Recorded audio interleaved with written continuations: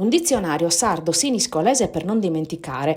Con questo intento Ivo Sanna ha pubblicato il dizionario sardo-siniscolese italiano per registrare le parole della parlata locale che le giovani generazioni stanno perdendo e salvaguardare uno dei beni materiali più a rischio perché legato al mutamento sociale, politico, economico e culturale, il sardo, che negli ultimi decenni ha subito una perdita quasi irrecuperabile. Molte persone mi chiedono per quale motivo io abbia deciso di scrivere questo dizionario in lingua sarda. È semplicissimo, le nuove generazioni stanno parlando un sardo troppo italianizzato e a mano che si va avanti si perde proprio la parola antica tramandata proprio dai vecchi a memoria d'uomo. Vengono inserite parole in italiano e cosa succede? Gli anziani hanno una colpa in questo, che anziché correggere le nuove generazioni, giovani, e dire no, non si pronuncia così, si pronuncia in questo modo, loro seguono l'onda. La lingua è il vero DNA della storia di una comunità